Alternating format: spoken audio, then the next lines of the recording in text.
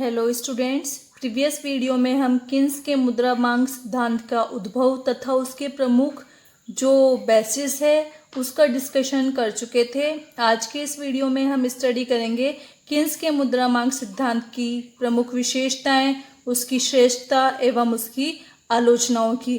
तो फर्स्टली हम देखते हैं कि किन्स के मुद्रा मांग सिद्धांत की प्रमुख विशेषताएं क्या है, अर्थात salient features of Keynes theory of money.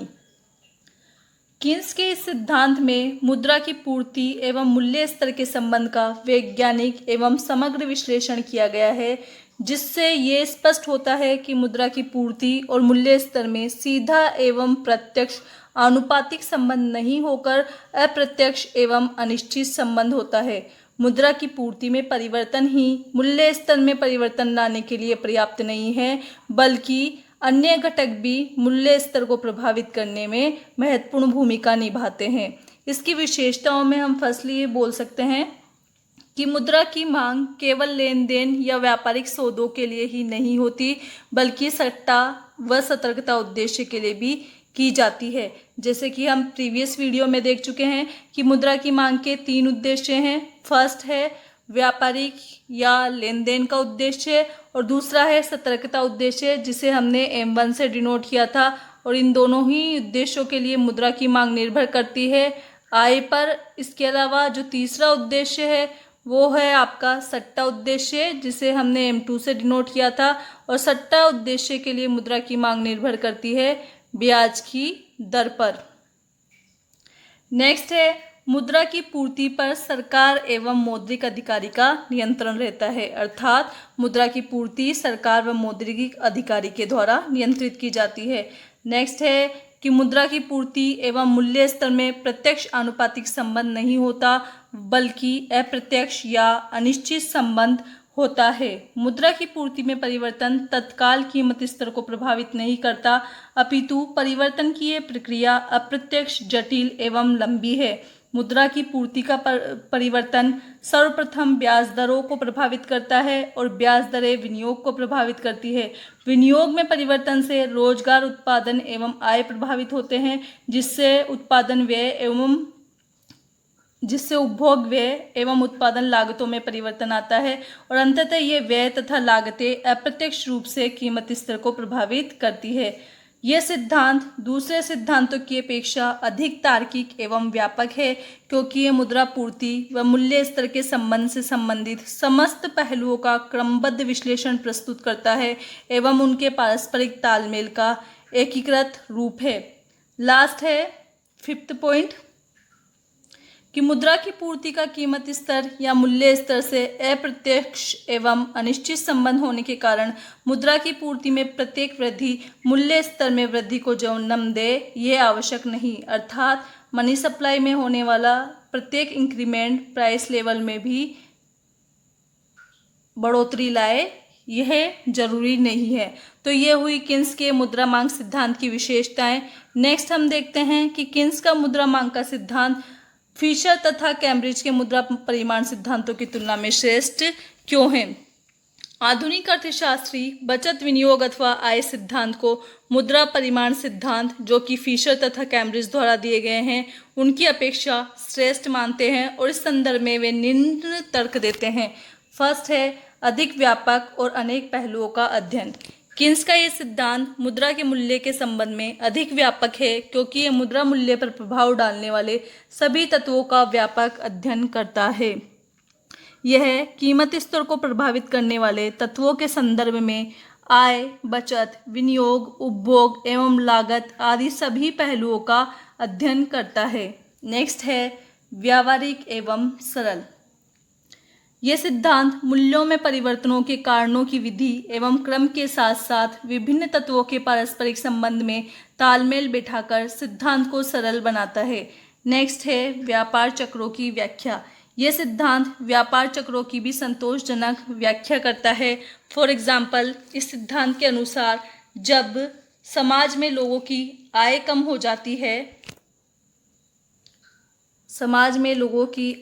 हो जाती है तो इस सिचुएशन में उपभोग और बचतों में वृद्धि होती है, अर्थात C और S बढ़ जाते हैं और उपभोग में वृद्धि होने से वस्तुओं की मांग में अर्थात डिमांड में वृद्धि हो जाती है, और डिमांड में वृद्धि होने से चूंकि सप्लाई स्थिर है और डिमांड इंक्रीज हो गई है तो इस सिचुएशन में प्राइसेस बढ़ जाएगी, वस्तुओं के मूल्य बढ़ जाएंगे, जिससे जो उद्यम करता है उन्हें अधिक प्रॉफिट होगा, और जैसे ही प्रॉफिट होगा, ज़्यादा प्रॉफिट होगा तो उन्हें लगेगा कि और अधिक इन्वेस्टमेंट किया जाए ताकि और अधिक लाभ कमाए।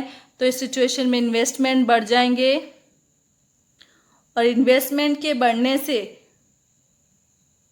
रोजगार बढ़ेगा, उत्पादन बढ़ेगा, और रोजगार व उत्पादन में वृद्धि से आय में वृद्धि होगी। पूर्ण रोजगार के स्तर से पूर्व मौद्रिक आय में वृद्धि अधिक उत्पादन को जन्म देती है, अतः वस्तुओं के मूल्यों में वृद्धि नहीं होती, किंतु पूर्ण रोजगार की स्थिति के पश्चात जब मौद्रिक आय में वृद्धि होती है तो ये कीमत स्तर को बढ़ा देती है। इसी प्रकार से अपोजिट सिचुएशन में जब आय कम हो जाती है तो इस सिचुएशन में उपभोग और बचत भी कम हो जाते हैं, और उपभोग में कमी से वस्तुओं की मांग घट जाती है, मांग के घटने से कीमत स्तर भी घट जाएंगे, और कीमत स्तर के घटने से निवेशकर्ताओं को जो लाभ प्राप्त हो रहा है वो भी घट जाएगा। इस सिचुएशन में उद्यमकर्ता या उद्यमी अपना निवेश इन्वेस्टमेंट घटा देंगे। इन्वेस्टमेंट के घटने से साधनों के रोजगार में कमी होगी अर्थात बेरोजगारी फैलेगी, और रोजगार में कमी होने से उत्पादन और आय में भी कमी हो जाएगी। इस प्रकार से ये सिद्धांत व्यापार चक्रों की बहुत ही स्पष्ट व्याख्या करता है। नेक्स्ट है अर्थव्यवस्था पर प्रभाव। आय सिद्धांत में मुद्रा के द्वारा अन्य क्षेत्रों में परिवर्तन को जन्म देने की व्याख्या की गई है। मुद्रा की पूर्ति में वृद्धि होने पर ब्याज दर में कमी होगी, विनियोग में वृद्धि होगी, उत्पादन में वृद्धि होगी, और इसके साथ ही जो रोजगार, आय आदि की मात्रा है वो भी बढ़ जाएंगे, जिससे उपभोग व्यय और लागतों में परिवर्तन होगा और अंततः कीमत स्तर में वृद्धि हो जाएगी। इस प्रकार से यह सिद्धांत अर्थव्यवस्था पर विभिन्न तत्वों का जो प्रभाव पड़ रहा है उसकी व्याख्या करता है। किंतु यदि उत्पादन में वृद्धि मौद्रिक आय से कम है तो इस सिचुएशन में संतुलन की स्थिति भी उत्पन्न हो सकती है। नेक्स्ट है मौद्रिक एवं रोजगार नीति का आधार। यह सिद्धांत न केवल मुद्रा मूल्य की व्याख्या करता है बल्कि इससे नीति निर्धारकों को अर्थात पॉलिसी मेकर्स को उचित मार्गदर्शन भी मिलता है। नेक्स्ट है समष्टि अर्थशास्त्र का आधार। यह सिद्धांत अर्थतंत्र की जटिलताओं को समझने में योगदान देता है और समष्टि अर्थशास्त्र का आधार है। लास्ट है मुद्रा और मूल्यों का संबंध। इस सिद्धांत में किन्स ने बहुत ही व्यवस्थित ढंग से ये बताया है कि मुद्रा की मात्रा का कीमत स्तर पर प्रत्यक्ष प्रभाव नहीं पड़ता बल्कि ये प्रभाव अप्रत्यक्ष होता है। मुद्रा की मात्रा में वृद्धि से पहले ब्याज दरें प्रभावित होती है, फिर विनियोग की मात्रा में परिवर्तन होता है, इसके पश्चात रोजगार, आय तथा उत्पत्ति की मात्रा में परिवर्तन होता है जो कि उपभोग व्यय एवं लागतों में परिवर्तन कर देता है और अंत में जाके कीमत स्तर इससे प्रभावित होता है। इन बिंदुओं के आधार पर हम ये कह सकते हैं कि किन्स का मुद्रा मांग सिद्धांत फिशर तथा कैम्ब्रिज के मुद्रा परिमाण सिद्धांतों की तुलना में काफ़ी श्रेष्ठ है, लेकिन फिर भी इस सिद्धांत में कुछ कमियां रह गई है जिसके आधार पर इसकी आलोचना की जाती है, और ये कमियां हैं। फर्स्ट है इसमें बचत एवं विनियोग का समान न होना।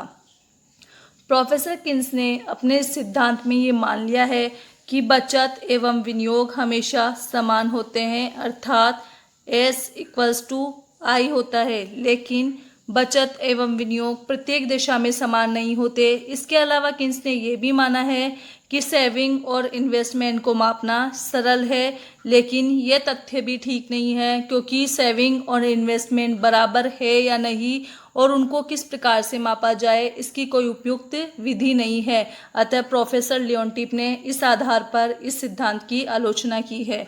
नेक्स्ट है प्रावेगिक परिवर्तनों तथा साख नीति को महत्व नहीं देना।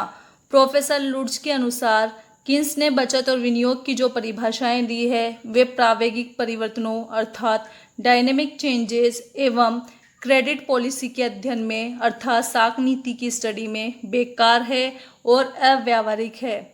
इस प्रकार इन आलोचनाओं के आधार पर हम ये नहीं कह सकते कि किन्स का मुद्रा मांग का सिद्धांत निरर्थक है, क्योंकि इन आलोचनाओं में कोई दम नहीं है और इसकी श्रेष्ठता के आधार पर यह पूर्णतया साबित किया जा सकता है कि मुद्रा का आय सिद्धांत एक आधुनिक, विश्वसनीय, तर्कसंगत, व्यावहारिक एवं अधिक वैज्ञानिक सिद्धांत है, जो न केवल मुद्रा के मूल्यों का विश्लेषण करने में उपयोगी है, बल्कि अर्थशास्त्र की जटिलताओं को समझने, रोजगार एवं मौद्रिक नीतियों के निर्धारण और क्रियान्वयन में भी उपयोगी है।